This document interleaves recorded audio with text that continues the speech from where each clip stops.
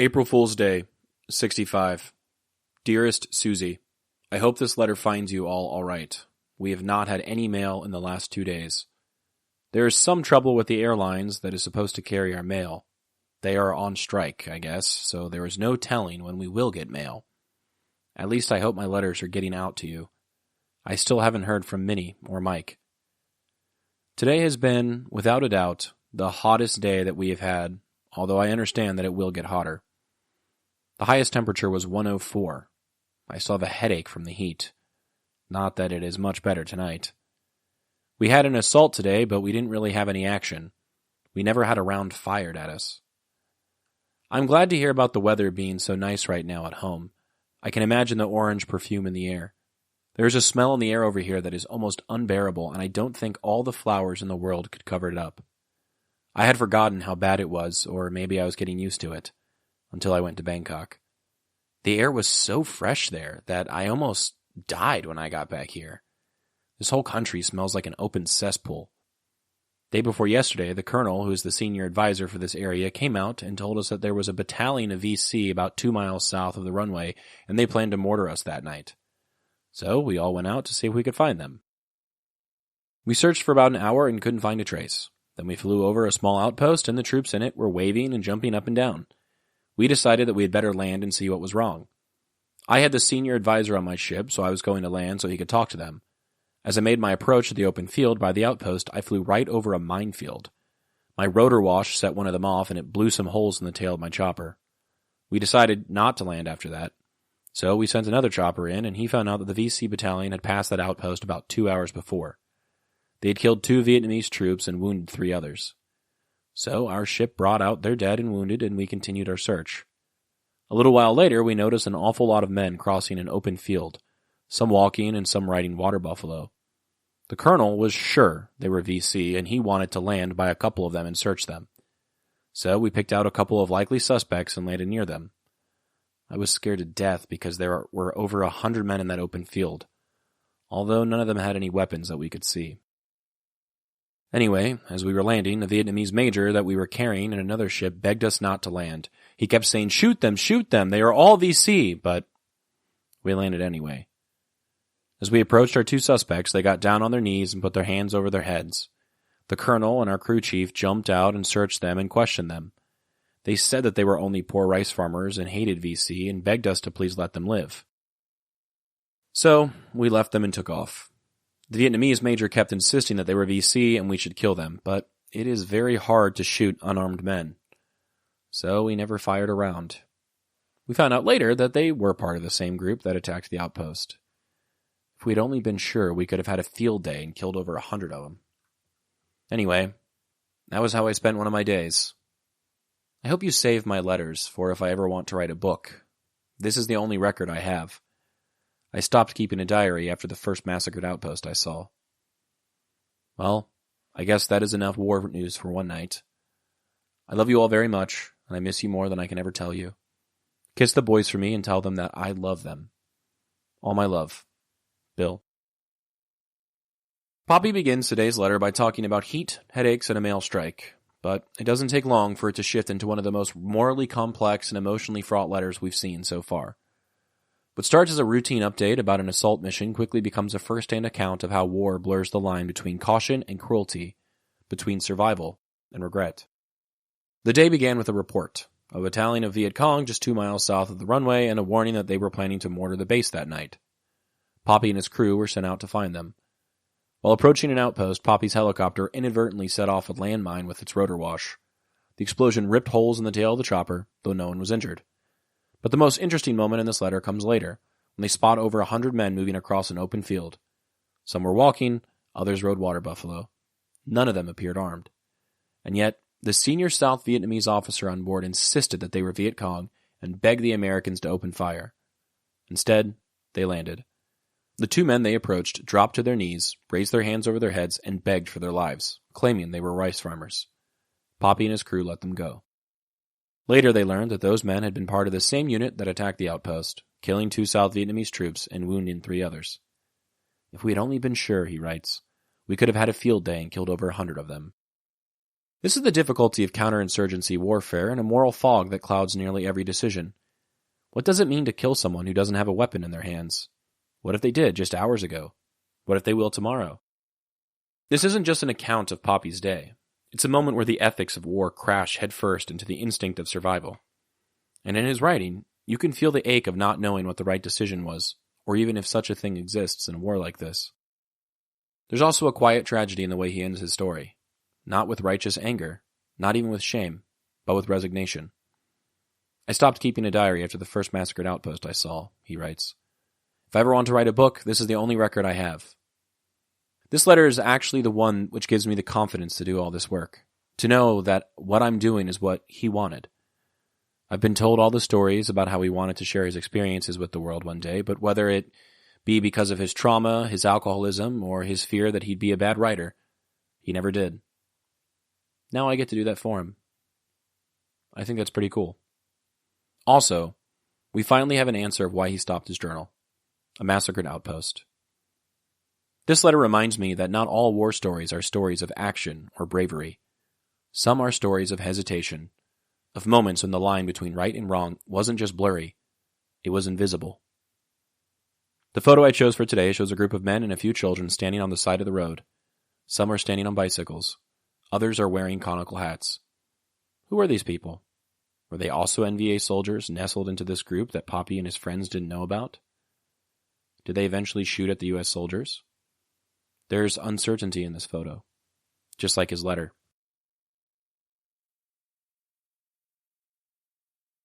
Dearest Suzie, today has been a very quiet one.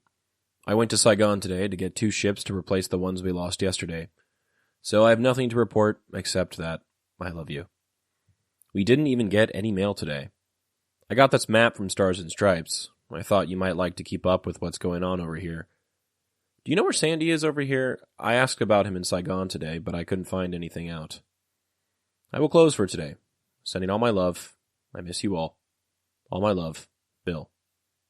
Have a happy Easter. It was in the 6th grade that I was presented the opportunity to do my first substantial project in history. I'd grown up always curious about the past and got so excited in the 4th grade when we were first introduced to Florida's history in the weeks leading up to our field trip to St. Augustine. Though I'd always gone to STEM public schools, I always loved history the most out of any subject. The project was for a competition, National History Day. I decided I would do my work on my grandfather, about his time as a medevac helicopter pilot in Vietnam. The category for the competition was Innovation in History, Impact and Change. I knew I could do a project on that. Hell, want to talk about impact and change? Let me call my grandfather. He can tell you all about how medevac changed things for the better. I decided I would do a documentary with my friend Matt. He did all of the editing, I did most of the research. I used a flight log that he kept while overseas and even managed to get an interview with the man himself. It was short, succinct. My grandfather offered little insight, and I was not yet a skilled interviewer. We spoke over the phone during one of his smokes, and after multiple one-word answers, I figured I had gotten enough material for the movie. We placed second at regionals and somewhere lower at states. My middle school history teacher still remembers me because I did that project. I can't help but wonder, after about a decade and a half after I had those conversations with him, what sort of things did his mind jump to when I asked him about Vietnam? What did he think a 12-year-old wanted to hear? He didn't tell any heroic war stories. Popi mentioned Stars and Stripes in this letter, which is a daily newspaper that has been published for and by members of the United States Armed Forces since the Civil War. During the Vietnam War, it served as a vital link between American service members and the outside world.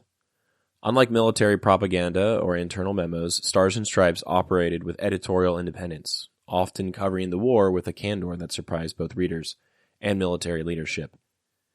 In Vietnam, the newspaper became an important part of daily life for many U.S. troops. It was printed and distributed in-country, often arriving at fire bases and outposts only a few days after publication. The paper included world news, updates from home, sports scores, and features on American pop culture, helping troops feel connected to life beyond the war zone. But it also covered war-related topics, including casualties, morale, and political controversy, with a tone that was sometimes skeptical or even critical of U.S. policy. What made Stars and Stripes unique was its balance. It walked a fine line between being a morale booster and a credible source of journalism. Soldiers read it not just for distraction, but for insight into the war they were fighting, written by their comrades, people who could seemingly understand what they were going through. And while many commanders appreciated the paper's ability to keep troops informed, others worried it could undermine authority or spark dissent, especially as the war dragged on and public opinion shifted. In short, Stars and Stripes gave voice to the complex emotions, frustrations, and experiences of the average service member. It was a battlefield newspaper, but it was also a cultural touchstone, offering both comfort and critique in equal measure. The photo I chose for today depicts a map that he had hung up on the wall in his office. It is from National Geographic and not Stars and Stripes. April 9. Dearest Suzie, I got your letter today saying that you haven't heard from me in 4 days. I imagine when you do, you will get a bunch. There's been a mail problem lately with that airline on strike. I was glad to hear that you're all getting along all right. We haven't flown in 2 days now. Yesterday we went to Saigon for memorial services for 3 of the people we had killed. One of them, they still haven't found his body, so they can't legally say he's dead. But he is. One of the pilots was a guy named Ray Rupchik. He was a real good lead. He came over here with us in the 62nd. His home, by the way, was Lorain, Ohio. I didn't know that until after he was killed. Anyway, we are all very sad to lose all of them. They were all darn good men. Last night, we all went to town, the whole platoon, and proceeded to get stinking drunk. The Vietnamese make a beer that smells and tastes like embalming fluid. Anyway, we were drinking that stuff, it tastes terrible, and I got bombed out of my head. Luckily, we didn't have to fly because I was sick all day today. I have taken 6 aspirin and I still have a headache. Needless to say, I'm sticking to coffee tonight. We finally got the word on that operation where we lost our 4 men. They killed 276 VC and captured a lot more. I'm sure they killed more too, but that is what they counted. The VC always try to carry away their dead if they can. Anyway, it was one of the most successful operations we've ever had over here. In fact, it was one of the best that anyone has had. Of course, that doesn't make up for the men we lost. I asked around Saigon the other day about Sandy, but I couldn't find out anything, so he must have gone to Da Nang. I got a letter from your mother tonight. She always asks how Charlie and I are getting along. I hear from her about once a week. Well, since we aren't flying, news is short. I love you all very much. I'm glad Billy is the man of the house, and tell Brian he is his daddy's boy for sure. I miss you all. Sincerely, Bill. Today's letter captures something we haven't really seen before in Popi's writing, a kind of emotional stillness that comes in the wake of loss. There's no vivid combat story here, no monkeys causing chaos, no weapon systems or rocket ranges. Instead, we find him in a moment of pause, attending memorial services in Saigon, nursing a hangover, and reflecting on the deaths of his friends. Popi's tone is steady, but there's a grief humming underneath the surface. He mentions 3 men lost in an operation, including one whose body was never recovered. He names one of them, Ray Rupchik from Lorain, Ohio. He was a good lead pilot. They came over together, and that's all Popi says. Just enough for us to know that this one hit hard. The rest of the letter doesn't try to process that grief directly. Instead, he talks about the beer, how it tastes like embalming fluid, how the whole platoon got blackout drunk, how the hangover lingers into the next day. It's a different kind of coping than we've seen in earlier letters. A group ritual, almost, among men who don't have time or space to mourn the way civilians do. This is how grief worked in war. Blunt, messy, and buried beneath bravado. What also stands out is the strange juxtaposition. Popi shares the success of the mission that took his friends' lives. They killed 276 VC and captured a lot more, he writes. He calls it one of the most successful operations they've ever had, but then he undercuts it with a single line. Of course, that doesn't make up for the men we lost. That sentence, brief, direct, quiet, says more than a whole paragraph could. It captures the moral dissonance of war. Success is measured in numbers, in bodies, in statistics. But grief doesn't care about body counts. It's personal. It's stubborn. And it lingers even when the mission is technically won. The photo I chose for today is taken from the cockpit of a helicopter. Below is Vietnam, perhaps a rice field or two. In the foreground, however, is a blurry set of weapons for one of the combat helicopters. There are machine guns and rockets. 11. April, 65. Dearest Suzie, I received a letter from you today and was glad to hear from you. I knew you would be a little disappointed about my not wanting you to go to Minnie's right now, but I'm glad that you understand why. I still haven't heard from them. We had another quiet day yesterday. We went to the range yesterday afternoon, and that was all. Last night, however, was another story. We had quite a few people in town, and somebody started a fight with the Vietnamese Marine. He went out and got some of his friends, and they all came back and shot up a few of the bars. We had one man stabbed and one other beat up. It was just plain luck that no one was shot and killed. It is a shame that we have to go out and get shot at by the VC, then when we get a chance to go to town, we have to worry about being shot by the very people we are over here to support. I missed all that excitement, I'm glad to say. Now, town is off limits and no telling how long it will be.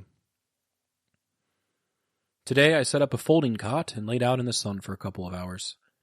A few days of that in this hot sun and I should have a good tan. I'm enclosing a newspaper from here. It gives the names of 3 of the men we lost. They still haven't found any proof that the 4th one, Lieutenant Tucker, is dead, so they can't say that he is, but we all know that he's dead. The tragedy is that his family has probably been told that he is missing, so they will still be hoping when there is no hope.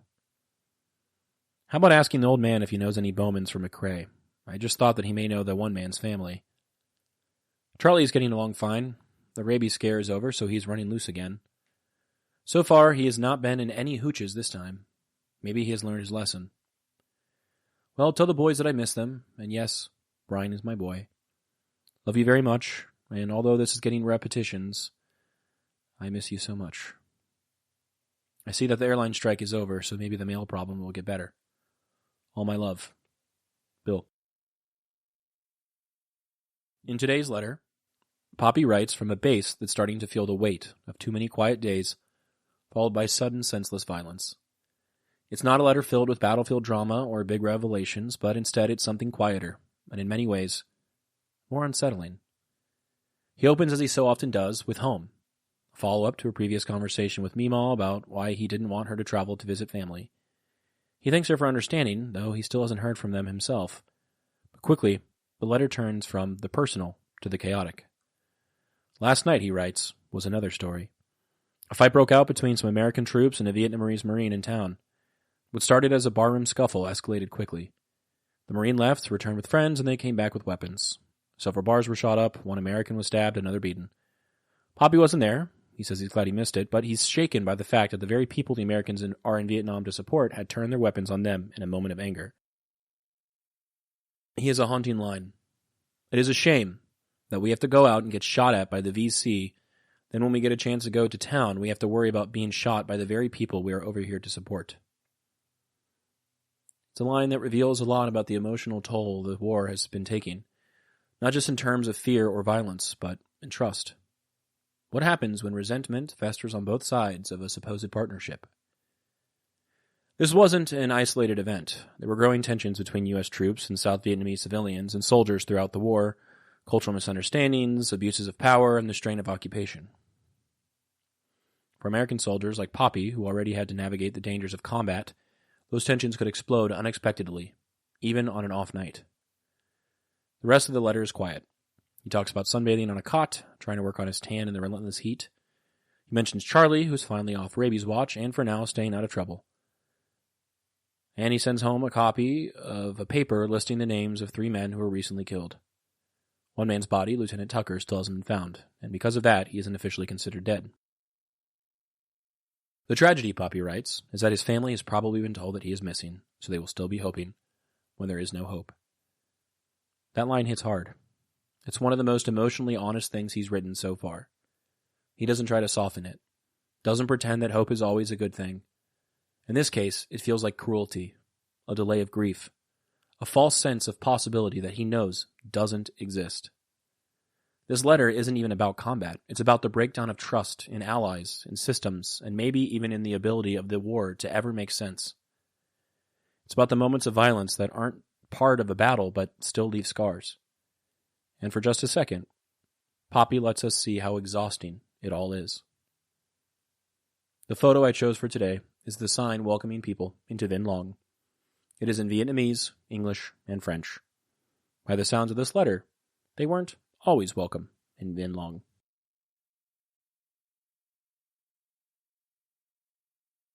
$264 to go. April 12th, 1965. Dearest Suzie, I got a letter from you today, which I enjoyed very much. I hope by now the mail is straightened out and you get my letters more regularly. I am also glad that you went and got the boys some good shoes. Just be real careful when you take those pictures and get me some good ones. I wish you could get your new camera by Easter, but I doubt it. I sure would like some slides of you and the boys. I'm kind of glad that you didn't send me anything for Easter. I appreciate the thought, but that is too much money for candy. Anyway, you all have a good Easter, and I will be thinking of you. I think it is real nice that Billy is in his school play. Tell him that I'm just sorry that I couldn't be there to see it. We had another operation today, but it didn't amount to anything. We did more sitting around than anything. Tomorrow, we just have range day all day. I guess I will spend the whole day shooting my hog. We had a USO show here tonight, but it wasn't much good. They had a ventriloquist who was fair, but the rest of it frankly stank. Most of them do. Well, I have to get up early tomorrow, so I will close for tonight. You didn't mention in the last letter, but I assume that you got the check that I sent you okay. Love you all very much. Sincerely, Bill. Growing up, my dad always told me about Popi's war stories. I never heard them from Popi. If my uncles ever visited, you wouldn't be able to get any of them to shut up about what a war hero their father was. He had oak leaf clusters for his meritorious air medals. He turned down 2 Purple Hearts because he felt like they should go to someone who deserved them. Hell, just dig through his old things. You'll find his Bronze Star. If you ask one of my uncles, he got it during the battle that We Were Soldiers depicted on the big screen. If you watched closely, you'd be able to see Popi standing there next to Mel Gibson, heroically saving the day. He was there all right. Never mind the fact he left Vietnam about 3 months before the movie took place, but my uncle still swears that's what it's about. A few years ago for Christmas, I decided I would do something special for my dad. No one seemingly ever did anything special for my dad. It was always either for my brother, or me, or my mom. My dad worked hard and rarely complained, except for when he would give an infamous walked to school and snow uphill both ways sort of lecture, which lost a ton of its punch considering that he grew up in Florida, which possesses neither snow nor significant enough hills to climb up, but I digress. I was sneaky. I picked up my grandmother from her trailer in Georgia, and before my arrival, I asked her to dig out my grandfather's old things. When he died, he left it all to me. I was the only grandkid who had ever taken an interest in his stuff. She reluctantly dug it out of the closet, her only protests a sign of keeping the past in the past and not thinking about things that may upset her. I took the only piece of his uniform he kept, a dress shirt, and placed all of his medals where a website on Google said they should go. Then I took scans of his old photos and printed out 3. I placed all of these things in a shadow box for my dad.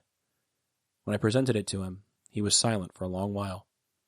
At first, I thought he didn't like it. Then I realized he was trying not to cry. He has since hung it up proudly in his office next to his lithograph of a Huey and the framed shirt that Charlie used to wear. Even though Popi might not have ever really wanted to celebrate holidays in Vietnam, I'm happy that as a family, we can still find ways to use his experiences to make our holidays special, even if they make things more sentimental rather than joyous. The photo I chose for today depicts some rivers or canals and rice fields. It is an aerial photo depicting the type of terrain he would typically have flown over.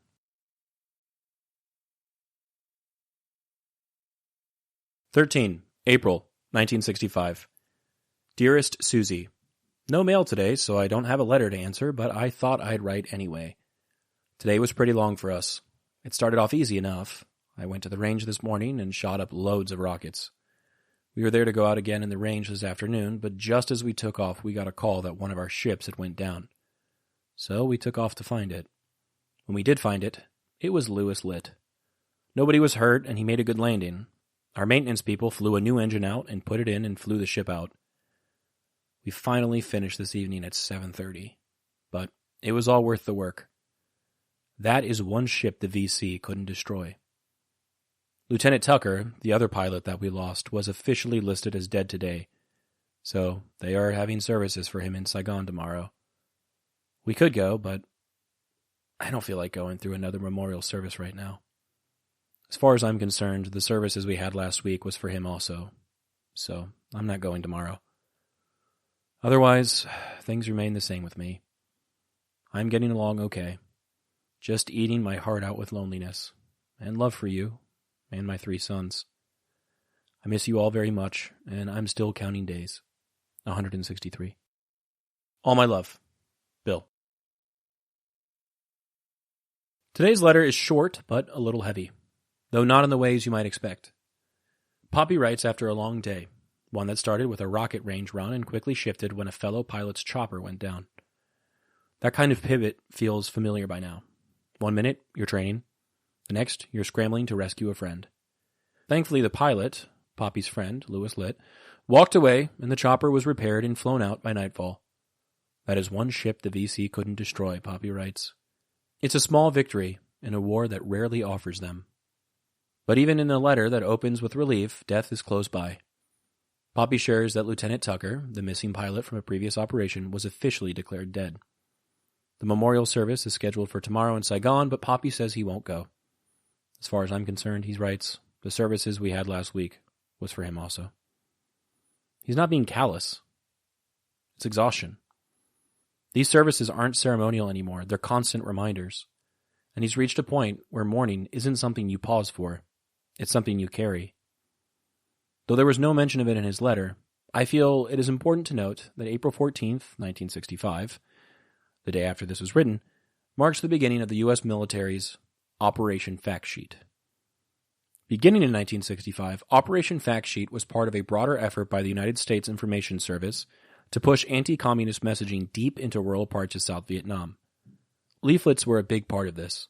Printed materials airdropped over villages or handed out by South Vietnamese soldiers. Each one came with a fact sheet, typically on a single sheet of paper, often illustrated and sometimes printed in multiple dialects depending on the region. These weren't just basic propaganda. They were carefully tailored to the fears, loyalties, and everyday concerns of the people they targeted. The goal was to counter Viet Cong influence in areas where U.S. and army control was weak. But the irony of Operation Fact Sheet, and other psyops like it, was how little impact they actually had. It turns out, when your village is caught between two fighting forces, what people say in leaflets doesn't matter nearly as much as who controls the land you're standing on, and sometimes those leaflets made people targets. Popi wasn't directly involved in Operation Fact Sheet, at least not by name, but we know from earlier letters that he participated in similar psychological operations. Flying missions where helicopters broadcast recorded messages through loudspeakers or dropping pamphlets over the countryside. We don't know what those messages said, but odds are they weren't that different from the ones printed on those fact sheets. Appeals to patriotism, warnings about the dangers of communism, promises of a better life under U.S. protection. The photo I chose for today was taken from a cockpit. The control panel is blurry and in the foreground. In the background are two helicopters flying in the air. They appear to be making a turn in formation.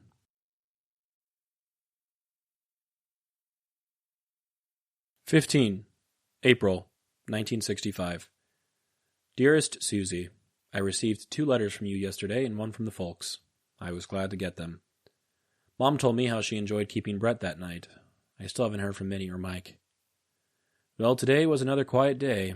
We had a mission to escort a general this afternoon, but it didn't amount to much. Things are just the same for me.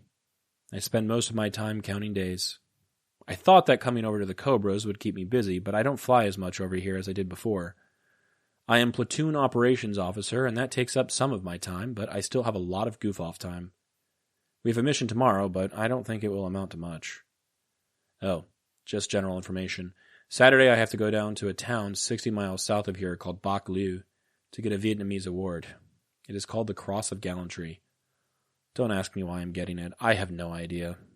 Oh well. As I've said many times before, I love you very much and can hardly wait to get home. Charlie is the same as always, and I still plan on bringing him home if nothing happens. Kiss the boys for me. All my love.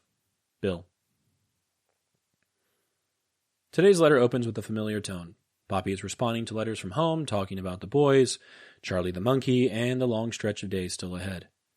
At this point in his deployment, he's clearly feeling the drag of time. He thought transferring to the Cobras would keep him busy, but now he finds himself with more downtime than he expected. For all the danger that came with medevac and troop transport missions, at least they broke up the monotony. This kind of in-between space, not in combat, not at home, is where a lot of these letters are starting to live. But buried in the middle of the letter, almost like an afterthought, Popi mentions something remarkable. He's been told to report to Bac Lieu, a town about 60 miles south of his base, to receive a medal from the South Vietnamese government. He writes, "It is called the Cross of Gallantry. Don't ask me why I'm getting it. I have no idea."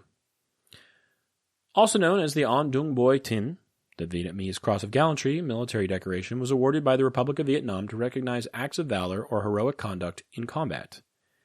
It was the South Vietnamese equivalent of the Bronze Star. American service members were eligible to receive it, especially those who supported ARVN, forces in joint operations, or demonstrated bravery under fire. There were different versions of the award, depending on rank and the level of the act being recognized, individual medals for specific valor, and unit citations that could be awarded collectively. The one Popi is likely receiving is the Individual Cross of Gallantry, with Palm, a distinction reserved for personal heroism at the Corps level. This means someone, somewhere, noticed something he did. Now, the fact that Popi doesn't know exactly what he's being honored for says something about how decorations worked during the war. Sometimes they were issued broadly during major operations, sometimes they were based on recommendations passed through several hands, and the recipient wouldn't be told the full details. It's also possible Popi's award was connected to one of the combat missions or near crashes he's written about in the past letters. He certainly earned it, whether he knows the reason or not. What stands out here is how casually he mentions it. There's no bravado, no excitement, just a line in a letter, followed by more talk about the boys and Charlie and his hope to come home soon. It makes you wonder how much Popi downplayed the weight of what he was doing, both for his own peace of mind and for Suzie's. The photo I chose for today was taken from his helicopter while it was on the ground. It shows an injured South Vietnamese soldier getting carried on a makeshift carrier, which almost looks like a hammock. They were in the process of bringing him to Popi's helicopter. Perhaps it is the reason he won the Cross of Gallantry.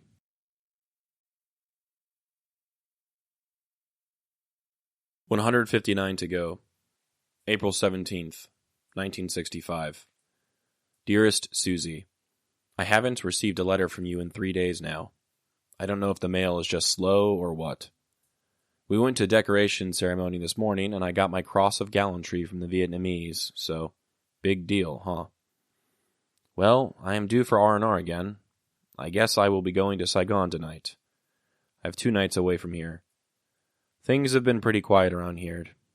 We had an operation yesterday, but it didn't amount to much.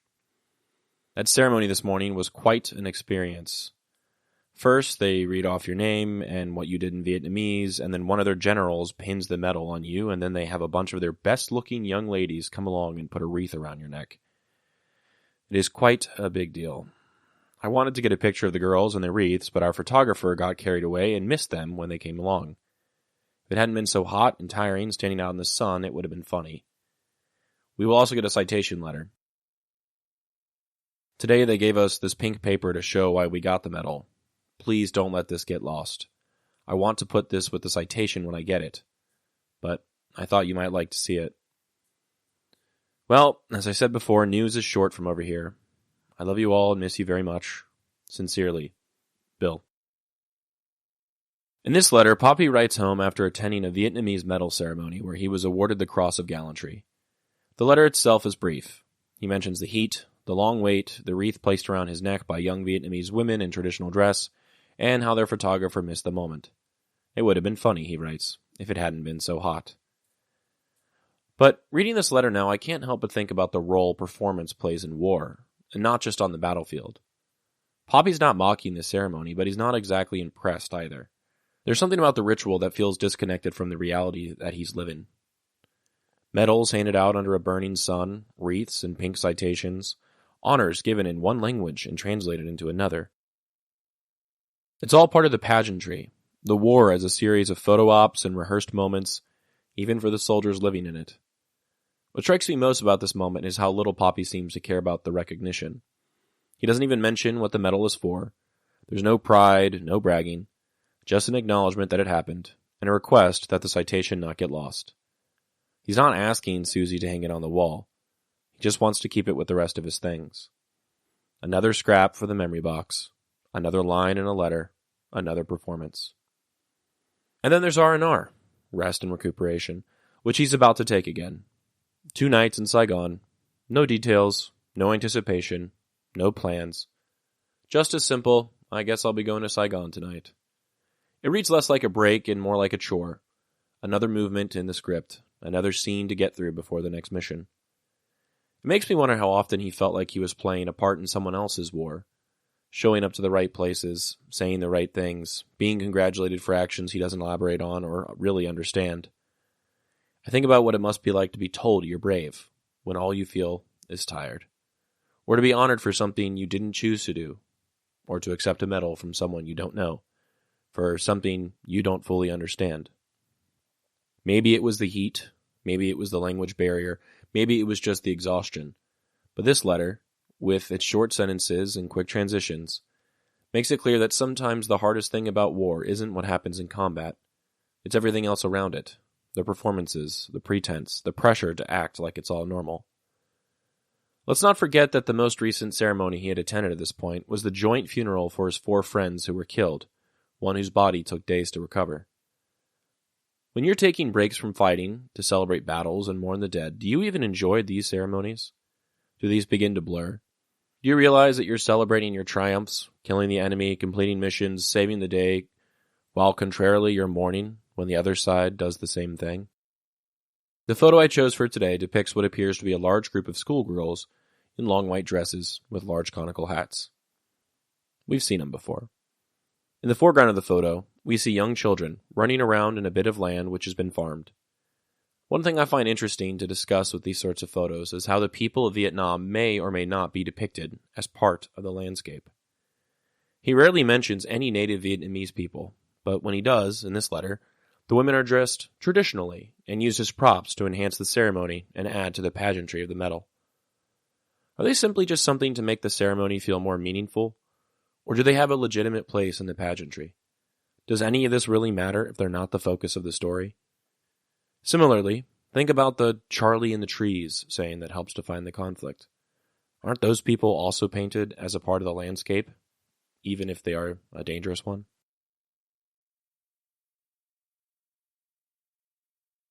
April 1965. Dearest Suzie, well, I am back to work now after a real quiet break in Saigon. I had 3 letters and 2 cards waiting for me from you, so I feel good about that. I enjoyed my trip to Saigon, I guess. At least it was better than here. I looked up a bunch of old friends yesterday. Yesterday afternoon, Al Guthrie and I went to the Saigon Zoo. I never would have thought they had one there, but they do, and it was in a real beautiful park. I want to go back there one day when I have a camera. Al has a motorcycle now, so he really gets around in Saigon, and I think he got a kick out of showing me around. We had pizza last night for supper. It was real good. Then last night, after I went back to the villa, he came back over with Fox, and we just sat around and talked till midnight. I don't know if you remember Fox or not. There is a new company coming over here, by the way. They will be here the 30th of this month, and they will be going to Soc Trang. Some of the people who are coming with them are Church, Triedas, Furnitz, Scott, our next-door neighbor. Remember Wagner, the little wise ass that nobody liked? And a lot others. I thought I would die laughing when I heard Church was coming. Oh yes, my old buddy Kidney is coming. Can you imagine that group in the same company? Luckily, when they get here, they will be split up. I'll bet Judy Church is fit to be tied. She is going to have to get along by herself, and that will drive her nuts. And how about Kidney's wife? I'm surprised that he is still in the army, but since he is, this will probably be the best thing that could happen to him. Maybe give her a chance to grow up. Well, look at me sit here and gossip like some old woman, huh? Well, anyway, this new company gives us all something to look forward to. We have an operation tomorrow, and it starts real early. We have to get up at 7:30, so I'm going to bed soon. I love you all very much and miss you very much. Time is dragging. I love hearing what the boys are doing and how they are getting along. All my love, Bill. In this letter, Popi writes from base after returning from a short R&R trip to Saigon. The tone of the letter is casual, almost chatty, and full of familiar names and little observations. It's not a war story, really. No rockets, no missions, no casualties. But it might be one of the most revealing letters yet. Not because of what happens, but because of what doesn't. Popi spends a few paragraphs catching Suzie up on his time in the city. He got 3 letters and 2 cards from her, which lifted his spirits. He visited the Saigon Zoo, sat around talking late into the night with old friends, and even had pizza for dinner. He makes a point of saying it was good, like it surprised him that pizza in Vietnam could feel familiar. But what stands out most in this letter is how much time he spends reminiscing about people. Names like Guthrie, Fox, Kidney, Church, and Wagner. It's almost like he's flipping through a yearbook out loud. Some of the names come with judgment, others with laughter. He's clearly amused by the chaos that's about to unfold when this new company arrives at the end of the month.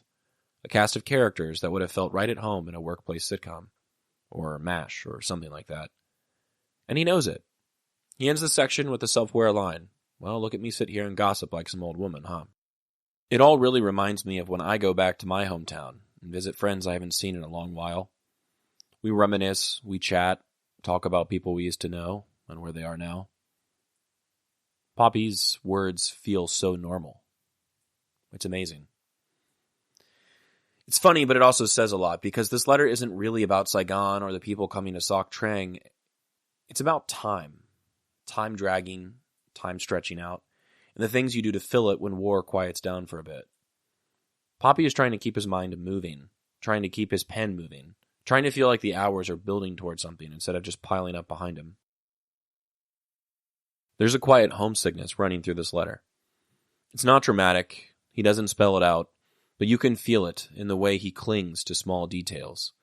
A good pizza, a night of conversation, a zoo in a beautiful park, a list of people he used to know. In a place where most days feel like repeats of the last, these moments, even the gossipy ones, are something to hold on to. And he's doing what we all would do when we're stuck in something hard. He talks about other people, he pokes fun, he keeps the tone light.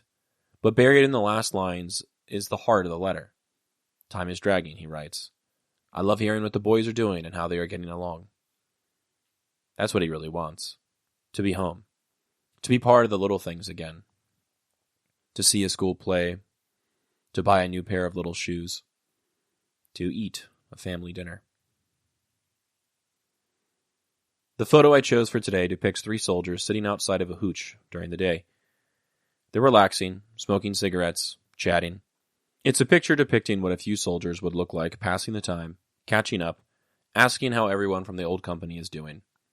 Perhaps this is similar to what Popi saw when he saw his friends.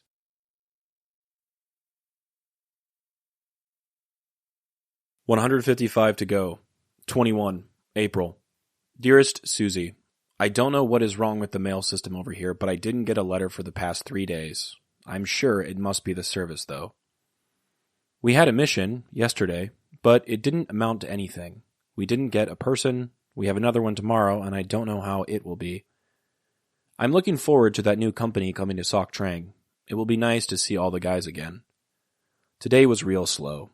I worked on my operations office this morning, painting and moving things around. Then this afternoon we went to the range for about an hour. I still haven't heard from Minnie. Does she still write and call you like she was before? Well, news is very short. I hate to write such short letters, but at least you can know I'm thinking of you. Of course, if I wrote every time I thought of you, it would take everything I make to buy paper and stamps. One thing I want to do when I get home is for all of us to pack up one day and take a fishing pole apiece and go down to some little creek and just fish all day. I miss you all very much, and love you. All my love. Bill. P.S. If you don't get one of the Orlando papers, I wish you would and check it every day, and get someone else to check the other one. Our information officer sends a lot of pictures of us to our hometown papers. Love. Bill. A few years ago, I had the opportunity to go to the Library of Congress and do some research. I still have my Library of Congress library card. Among other things, while I was there, I decided to look for any mention of Popi in their newspaper archives. Though I've been told Popi did make the Orlando Sentinel once or twice, the only mention I found of him in a national newspaper came in an article published on May 28th, written by Arthur Vesey in the Chicago Tribune. As an example of what Popi was talking about, please allow me the opportunity to read that article for you now. Troops break up rest area of Viet Cong. Duc Ton, Vietnam, May 27. There's a section of the Kim Mai Canal east of here that the Communist Viet Cong, the VC, regard as their private R&R area. In Army talk, R&R stands for rest and recreation, so the letters are popular in any man's army. I suppose they like it because they consider it fairly safe, said Captain James Lincoln, Washington, D.C., who heads a 5-man American team sent here to help spread peace through a widely scattered rice farming community of about 50,000. The stretch of canal, the captain said, is outside the range of artillery. It can, in the dry season, be reached only by small boats or by foot. The nearest Home Guard troops are here at Duckton, a hard 2-hour walk. Ask civilians to leave. For a month, the government has been dropping leaflets urging the canal people to leave, and about a third of them have done so, but it's hard for any family to part with its land, its home, its garden, the spirits of ancestors assumed to be still hovering about. Until all peaceful-minded folk have left the canal, the government and its American advisors don't want to start bombing there. One evening, word came into Duckton that 300 or more VC had arrived along the canal and were settling down for a quiet time between operations in the Delta. The command decided this was making too much of a good thing. 10 or 20, yes, but 300? Troops on move early. So by 4 a.m., government troops were on the move. Captain Lincoln and 100 Home Guards headed east on foot. Clovis Jackson, Kenosha, Wisconsin, an Army medic for 12 years, went along. Some regular infantrymen, with Captain Alvin Broyles, Johnson City, Tennessee, were taken by truck as far as the road went and then started walking up the canal more from the south. More infantrymen came down the canal from the north in small boats. Armored carriers, the nearest thing Vietnam has to tanks, began making a wide sweep from the southwest. The troops' American advisor, a young lieutenant, was in Hong Kong on his own R&R, so Captain Victor Kelly, a native of Wichita, Kansas, and a former Tucson, Arizona high school teacher, took his place. With him went a young Englishman named William Abbott, who joined the American Army on condition he could come to Vietnam. He now is a sergeant, though still a subject of the Queen. Finds empty houses. Everybody was in place at dawn. All started moving in the R&R area. The sun, blood red as it came up over the dry rice fields, revealed ominous signs. Nobody was about, in the houses, in the gardens, out in the fields. The caribou had disappeared. Even the skinny dogs were gone. The stillness meant some VC were there, although most of the 300 had probably left. The infantrymen moved slowly, searching houses, gardens, water jugs, and heavy foliage along the canal. The armored carrier swept along an adjoining canal, found no foe, and started down another canal. About noon, both columns, about 2 miles apart on the canal, came under fire. The VC were so well hidden that they let part of the southern column pass before they started shooting. That meant infantry and VC were all mixed up, so the infantry couldn't merely spray every thicket in hope to hit a VC. More likely, they would hit a buddy. Felled by sniper shots. About 1 o'clock, Captain Broyles walked from a house he had been searching and started on the edge of a fishing pond. From across the canal, 3 sniper shots felled him. The news quickly reached division headquarters at Sadek, about 12 miles to the north. Captain Thomas Garrigan, Winnemac, Indiana, ran to the mess hall, found a helicopter crew there, and was on the way to help Broyles. In another 10 minutes, he was over the battlefield. He radioed down, asking where Broyles lay. No one knew. The crew sat down in a rice field, outside rifle range. The armored carriers with Captain Kelly and the Englishmen had already abandoned their search of minor canals and were crossing open rice fields to the R&R area, ignoring the possibility that the VC there might have recoilless rifles, which are murder to the lightly plated vehicles. Goes in on foot. The Hoosier radioed Kelly, but couldn't reach him. Another copter in the sky heard, and its pilot, Warrant Officer William Lowie, Orlando, Florida, called down to Kelly. Kelly's carrier reached the trees about 50 yards from the canal bank. "This thing can't go any farther," he radioed. "I'm taking a squad and going on to find Broyles." He took only 2 troopers. They found the particular stretch of canal quiet and separated to search for Broyles. The 2 Vietnamese found him. They crawled along the fish pond, reached down the bank, and tried to pull him out. They couldn't budge him. For Broyles was a big man, more than 200 pounds, more than the 2 Vietnamese weighed together. Lift's body, killed.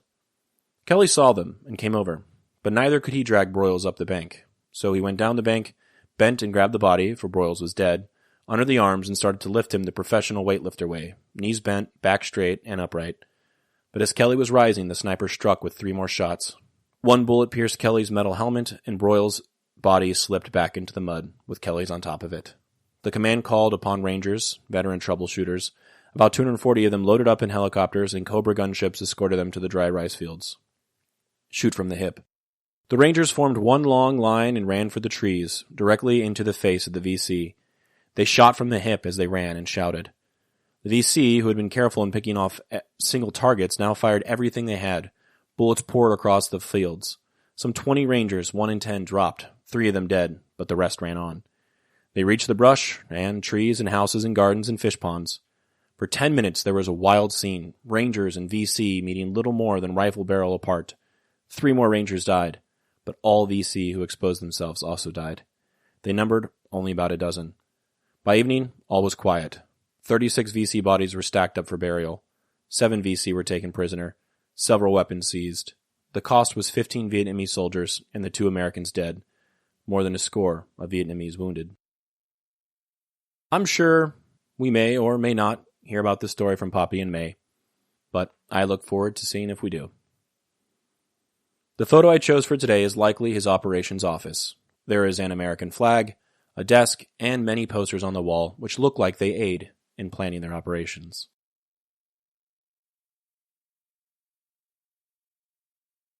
'23 April.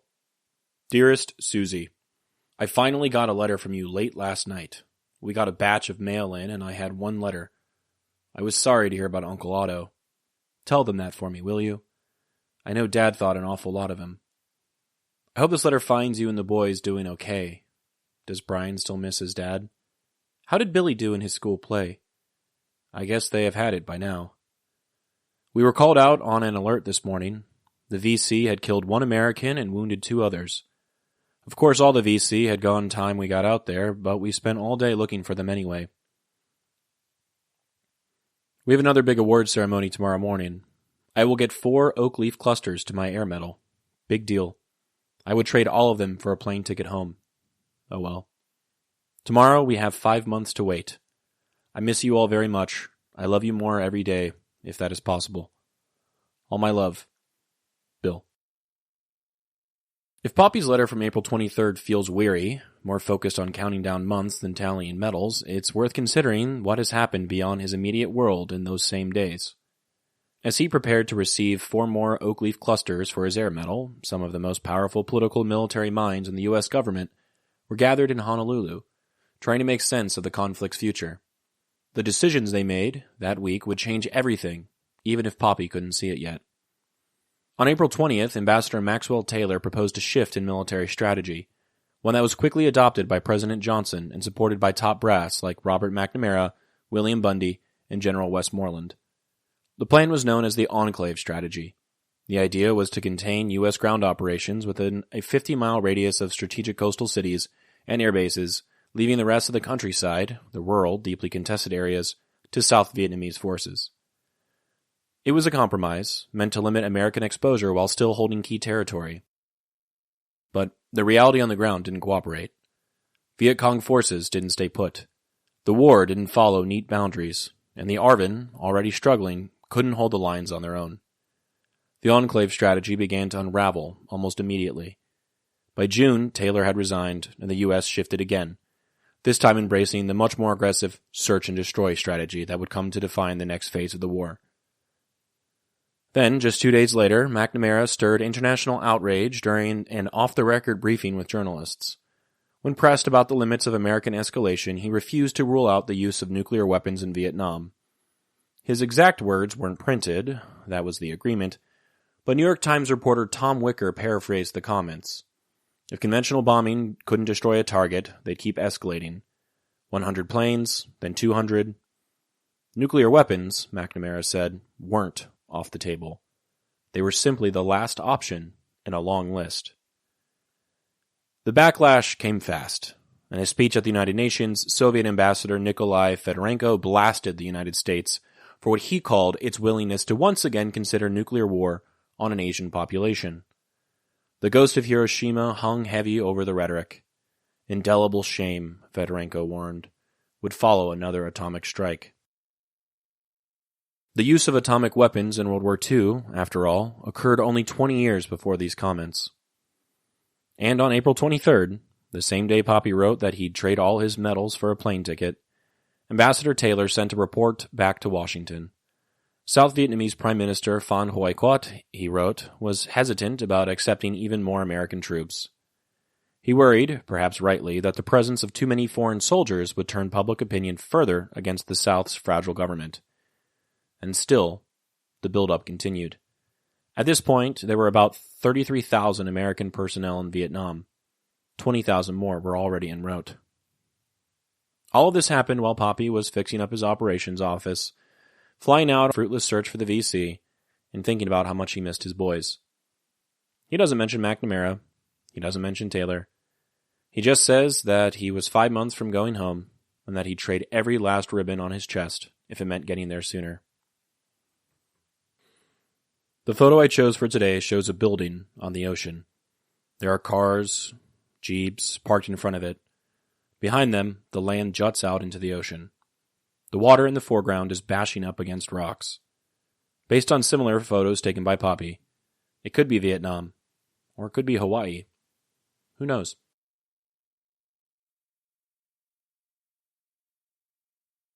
April 24.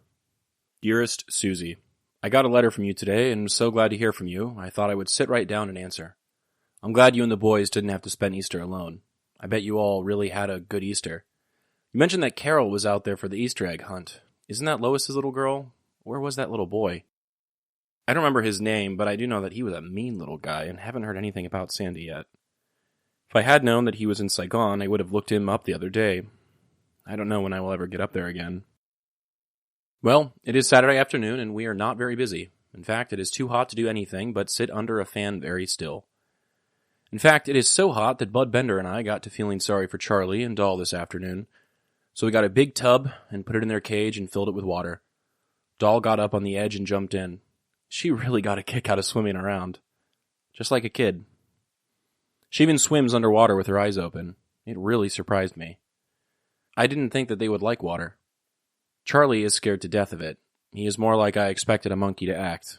Anyway, he won't get near the water. Well, Friday is payday, and of course I already have my money spent as soon as I get it. Payday, I want to get myself a camera. Also, I had a suit made this month, and it is a beauty.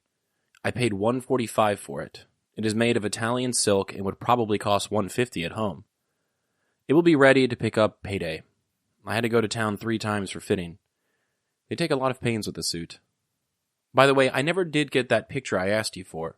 What is the holdup? As I told you before, we got a free 7-day leave while we are over here. I wasn't planning to take mine. In fact, if I could take it when I come home, I wouldn't even think of it now. But if I don't take it, I will lose that time, and by now I hate this place so bad I will take any opportunity to get out of here. So I was thinking maybe I will go to Hong Kong in June or July.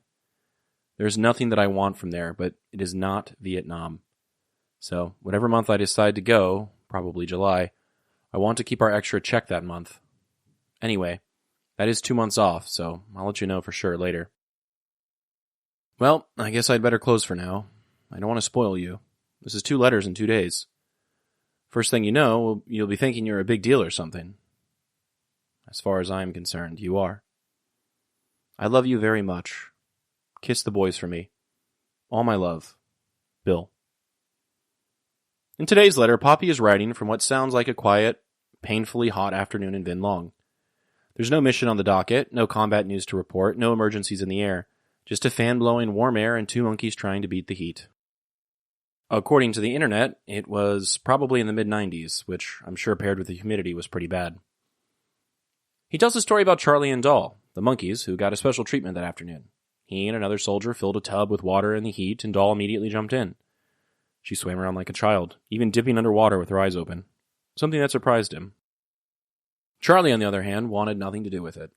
He's more like I expected a monkey to act, Popi writes, scared to death of it. I love this detail. Not just because it's funny, but because it's one of the only letters where we see Popi and another soldier doing something purely for the sake of kindness and for fun. It almost feels like they're normal 28-year-old guys just trying to do something for entertainment. Then comes a classic Popi line. Payday is Friday, and of course I already have my money spent. This month, the big purchase is a suit. For a man who spent most of his deployment covered in sweat and dust, this suit feels like something special. Not just a garment, but a symbol of self-care, of dignity, of imagining himself in a world beyond this one. I still have an old jacket of his. It's burgundy, and we have a few photos of him wearing it to weddings and other special events when he was younger. Could it be the one he mentions here? He also talks about the idea of taking his 7-day R&R. Everyone stationed in Vietnam was entitled to one, but Popi originally wasn't going to use his. He figured if he could just save that time and roll it into his return home, it would be worth it, but at this point, after months of monotony, anxiety, and grief, he's changing his mind. I hate this place so bad, he writes. I'll take any opportunity to get out of here. He's thinking about going to Hong Kong, not because he has anything he wants from there, but because it's just not Vietnam. That's what escape looks like now. Not a vacation, not a bucket list city, just not where he was. The photo I chose for today actually depicts Charlie and Doll in their cage. It is clearly made of recycled materials. If you look closely, you can see their little swimming pool beneath them, the same one described in this letter.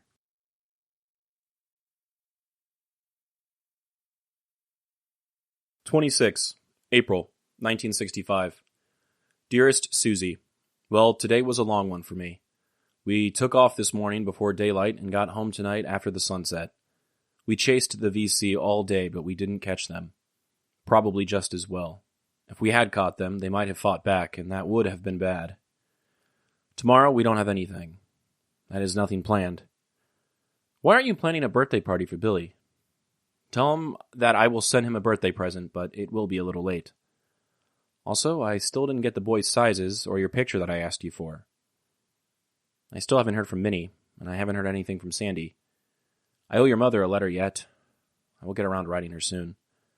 There is so very little over here to write to anyone about. I have enough trouble getting a page to you every other day, and this is a very boring life. Not boring, really, but not something that you can write home about. Well, I will close for tonight, sending you all my love. I miss you all very much. Sincerely, Bill. When President Dwight D. Eisenhower gave his farewell address in January 1961, he didn't go out with a celebration. He left with a warning. One that, looking back, feels eerily prophetic. After leading the country through World War II as a 5-star general and spending 8 years in the White House during the early years of the Cold War, Eisenhower had seen enough of what war looked like from the top down. And what worried him wasn't just the arms race with the Soviet Union. It was what he called the military-industrial complex. This phrase wasn't some offhand comment. It was carefully chosen. Eisenhower was speaking about the growing relationship between the military establishment, the federal government, and private industry, particularly defense contractors.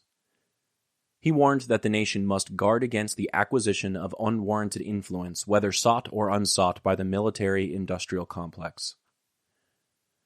And more than that, he worried that the country might come to rely too heavily on war, or the preparation for it, as a driver of economic and political power.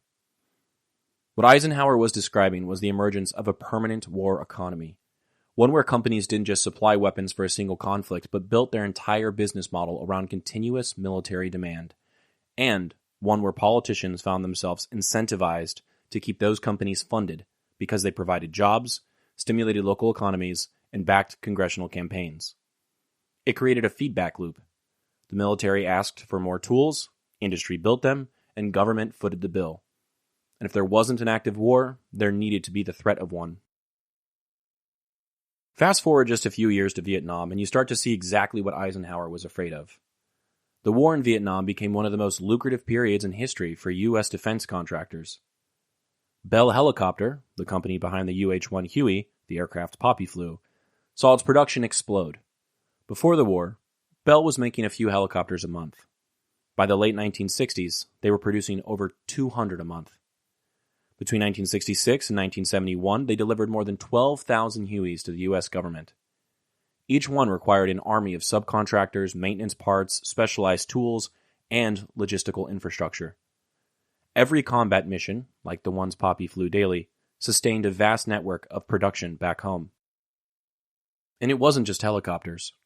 Dow Chemical supplied the napalm, Monsanto produced Agent Orange, DuPont made explosives, General Dynamics, Lockheed Martin, McConnell Douglas, all of them expanded their defense operations during the war. Some of them made billions. Their profits weren't dependent on a clear victory. They were tied to the war's continuation. Meanwhile, Popi was flying through heat and gunfire, patching up helicopters in the mud, and writing home about how he'd trade every single medal on his chest for a plane ticket home. He wasn't part of the business of war. He was its labor. His letters don't mention defense companies. They don't talk about strategy meetings or contract negotiations. They talk about the smell of the air, the sweat behind his knees, the way a mission felt more like waiting than fighting. But whether he knew it or not, he was part of the machine Eisenhower had warned about. Even his equipment was part of it. The radio he used to call in support, the rockets he launched at unseen targets, the flak jackets they wore, and the fuel that kept the birds in the air, every single part had a dollar sign attached. Someone made it, someone got paid for it, and none of those people were out in the field, staring at the jungle, wondering whether today would be the day someone didn't come back. This isn't a conspiracy theory, it's a structural reality, one that still shapes American foreign policy to this day. The problem with the military-industrial complex isn't just that it exists. It's that it creates conditions where war can start to seem normal, necessary, even desirable. Not for the people fighting it, but for the institutions feeding off it. Popi didn't write about any of this directly, but he didn't have to. It's there between the lines.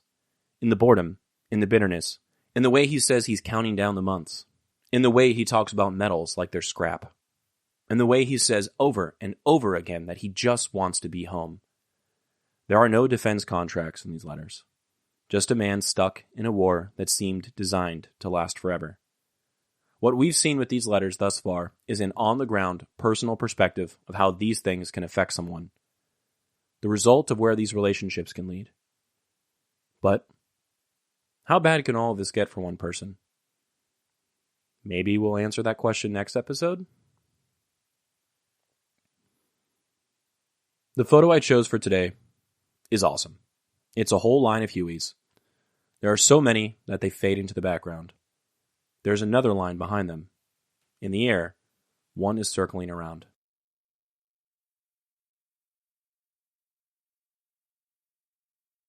"29 April. Dearest Suzie, first thing, I apologize for not writing yesterday. I know it will be at least 3 days for you between letters, and I don't like to go that long. I know how I feel when I don't hear from you regularly. As I probably told you before, I am operations officer for the platoon. Yesterday, I gave myself a day off. We had a big mission, and I had every aircraft but one flying. But I had enough pilots, so I planned to take it easy. I slept in and didn't even get up till 10 o'clock. Then I did a little work, and at noon, I went to the club to eat lunch. After that, I planned to come in and put on my bathing suit, lay out in the sun, and write you a nice, long letter. Just as I put on my bathing suit, I got a call from operations. The VC had killed an American captain near here, and they needed 2 gunships to go out and escort somebody in to pick him up. I told them that I only had 1 gunship, and it was a hog, but they wanted me to go anyway. They got a ship from the 62nd to go with me, since it is against the law to send 1 gunship out alone, so I agreed to take the mission. We got into the area, and there were more VC than you could shake a stick at. We flew over them, trying to find the areas where the dead American was, and we got the living hell shot out of us. And I couldn't look back at them, because there were other American troops on the ground, and friendly troops, and I didn't know exactly where they were. I never felt so frustrated in my life. Really, at that time, I thought the captain, who I knew very well, was just injured, and I wanted to get him out. We flew around for an hour, and I finally decided that we couldn't get him. There was a company of armored personnel carriers near the area where this American was supposed to be, and I called them and asked for help. The American advisor to that company was another good friend of mine, named Kelly. I got him on the radio and asked him to try to get to the wounded man, I later learned he was already dead, out of that area and back into an open area so we could pick him up. He told me that he would try. He had 10 troop carriers. They can pretty well stand up to light small arms weapon fire, so I sat back and watched him advance towards the tree line where the wounded man was. He was getting shot at all the time, and I could see the mortar fire falling around him, but he kept up and got into the area. We all expected the Vietnamese troops to bring the wounded man to the personnel carriers, but they didn't. Kelly sat there for about 5 minutes, and when they didn't show up, he called me again. He said that he was going out to look for the wounded captain and that I could buy them a beer when this was over. I agreed and told him we were ready to come in when he called us back. As he stepped out of his APC, a sniper hit him in the head. He died instantly. I stayed in the area as long as I could. We got low on fuel and we never did get them out. I've never felt as bad about anything as I do about this. I flew 4 hours and a half yesterday and last night. When I finally got in last night, I proceeded to get stinking drunk. I bought the beer all right. But the guy who should have been there to help drink it wasn't. And I feel responsible. I asked him to do something that I should have either done myself or not had done at all. I was in command at the time, since the gunship fire team leader is supposed to be able to see everything that is going on and is in a position to make decisions. And I think I screwed it up awfully. As you can probably tell, I'm still boozing it up to ease the thought that might have saved one or both of those men if I had a little more experience or used better judgment. I know that I shouldn't write this sort of thing to you, honey, but you are my conscience, I guess, and I had to get it off my mind. Please forgive me, but these two were good friends. I'm doing okay. I hope that you have a birthday party for Billy. I know you will. Also, I know that Mother's Day is the 9th, and I will send you something. I thought about sending you that princess ring, but it is so pretty to me, and I want to bring it to you. But in case it is a little late, don't worry. I will send you something, and it won't be a bag of peanuts. I love you very much. Tell the boys that I miss them. Do you feed Brett coffee? Does he drink it? I miss you so much. Sincerely, Bill. As a grandson, as an anthropologist, as a historian, as a reader, I feel there isn't much I can say here. He says it all. What he doesn't say, you can feel. It's hard to read this one without crying. All I can really say is that this pain he feels is real. He never stops feeling it. Unfortunately, it seems he may have made others feel it as well. Is today the worst letter he wrote? Maybe. I guess we'll have to see. The photo I chose for today is an action shot, taken from his helicopter. It depicts 3 other helicopters touching down in what looks to be a rice paddy. Soldiers are running out of the middle one. Perhaps this was a similar scene to what is described in today's letter.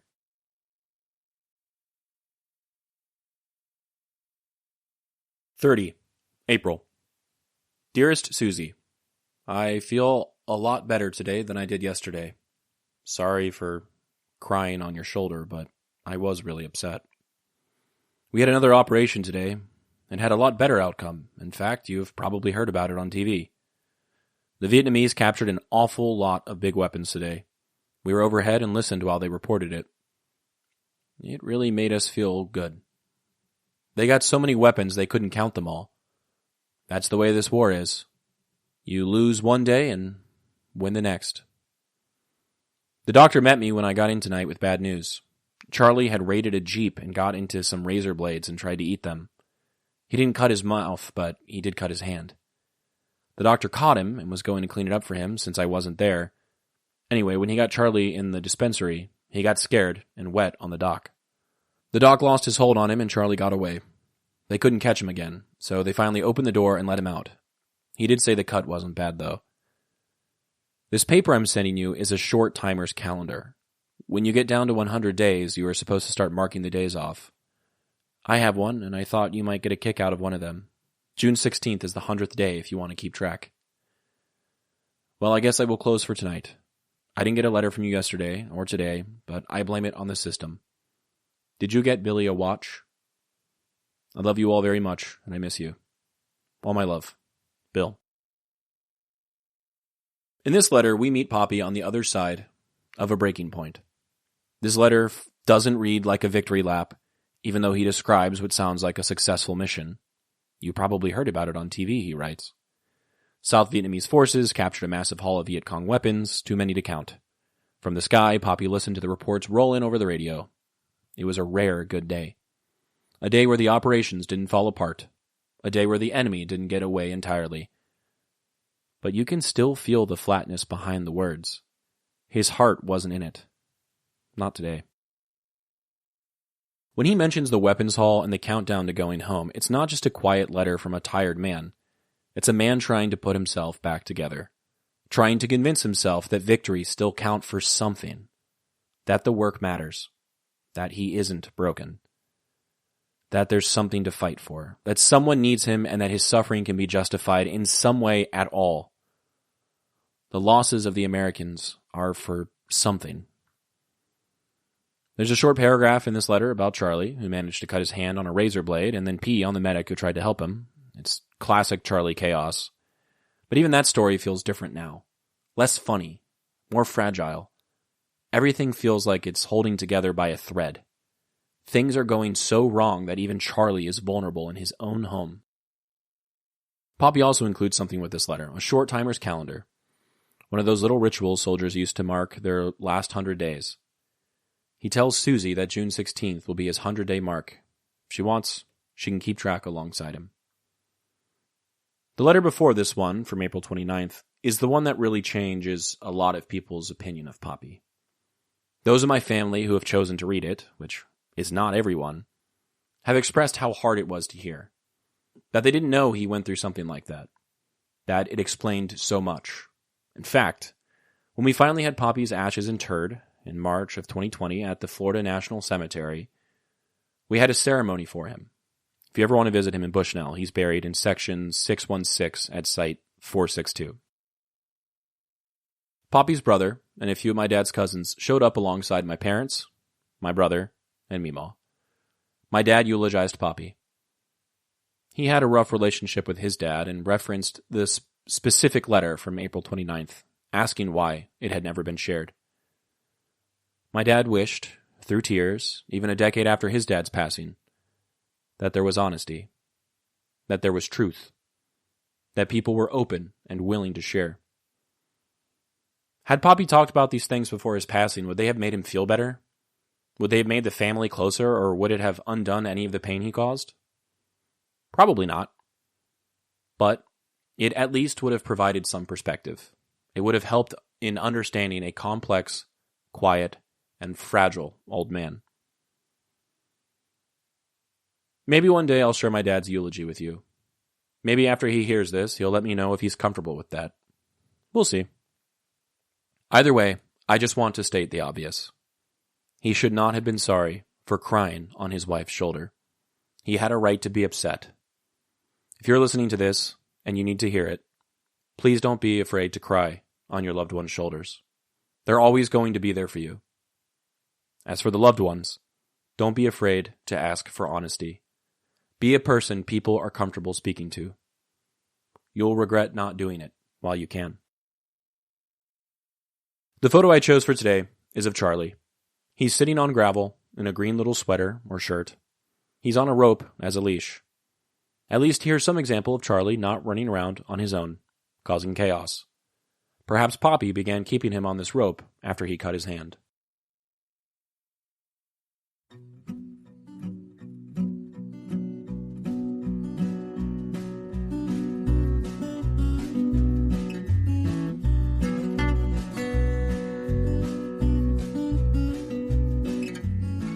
I'm Alex Lowie, and I hope you have enjoyed listening to this episode of Dearest Suzie, and receiving messages from the past that my Popi wrote exactly 60 years ago.